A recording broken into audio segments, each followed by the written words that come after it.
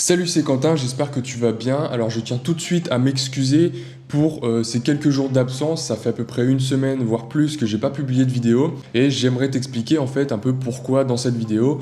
Et je vais t'expliquer également quels sont les projets qui vont venir très bientôt sur cette chaîne. Donc effectivement, ça fait à peu près 2 semaines que je suis parti en Roumanie et j'y suis encore pour quelques jours. Donc lorsque la vidéo sortira, je serai déjà sûrement rentré en France, bref. Et en fait, j'ai 3 principales nouvelles à t'annoncer sur cette chaîne. Donc j'aimerais en fait dans cette vidéo qu'on voit un peu quels sont les projets qui vont arriver très bientôt sur cette chaîne.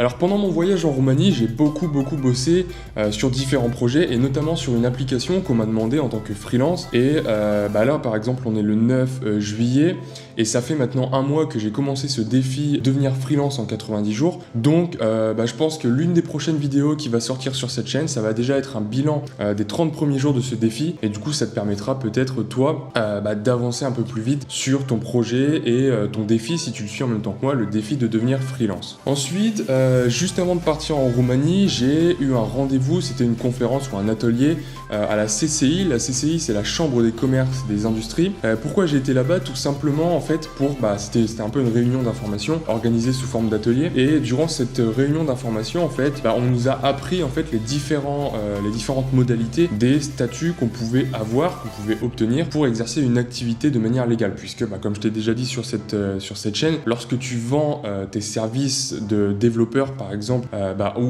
lorsque tu vends des choses en ligne en fait, tu dois avoir un statut, tu dois déclarer ce que tu gagnes, etc.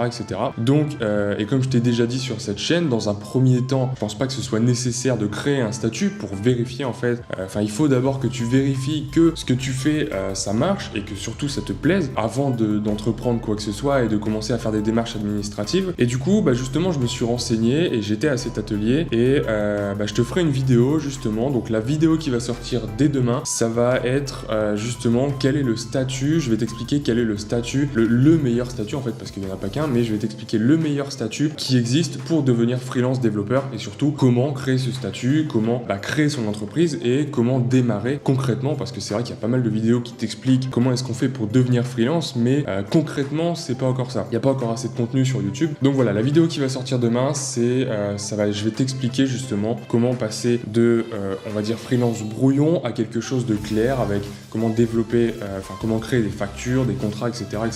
Et la troisième chose que je voulais te partager, c'est en ce moment je bosse beaucoup sur la formation, donc je pense que tu es au courant si tu me suis depuis quelques temps sur cette chaîne. Je suis en train de créer une formation complète pour devenir développeur. Donc j'ai déjà ma formation Swift qui est disponible depuis maintenant quelques mois. Et là je suis en train de bosser sur une formation qui va être beaucoup plus axée sur le développement d'applications iOS, donc iPhone ou iPad. Et cette formation va justement te permettre, si tu ne sais pas encore développer d'application ou si tu es encore au stade de débutant, cette formation va te permettre de commencer vraiment à créer tes premières applications et tu pourras justement commencer à devenir freelance et vendre tes prestations de développeur. Donc cette formation, je suis en train de tourner pas mal de modules en ce moment, c'est pour ça que ça me prend beaucoup de temps et cette formation, comme je te le disais depuis longtemps, elle va arriver très bientôt et maintenant ça se concrétise puisqu'elle va être disponible à partir de la fin de semaine. Donc reste bien attentif, de toute façon je ferai une vidéo, t'inquiète pas, je ferai une vidéo pour le lancement de cette formation, mais voilà, elle va arriver avant la fin de semaine. Et certains aussi m'ont demandé dans les commentaires si j'allais faire un peu plus de vidéos axées code, programmation, parce que c'est vrai qu'en ce moment, avec le défi freelance en 90 jours, j'ai fait beaucoup de vidéos un peu moins axées sur le développement et un peu moins axé sur la programmation et plus axé sur le développement personnel, on peut appeler ça comme ça. Et donc oui, je te rassure, il va y avoir encore plus de... il y a des gros projets qui arrivent sur des vidéos de programmation. Ça va être des vidéos un peu plus conséquentes que celles que j'ai faites auparavant, notamment avec cette formation sur comment développer tes premières applications iOS. Donc voilà, ça c'était pour les 3 nouvelles principales. Donc reste bien attentif, la formation va arriver très bientôt dans les prochains jours. Et sur ce, si c'est pas encore fait, n'hésite pas à t'abonner à cette chaîne. Et moi je te dis à demain pour cette vidéo sur devenir freelance concrètement, quel statut choisir.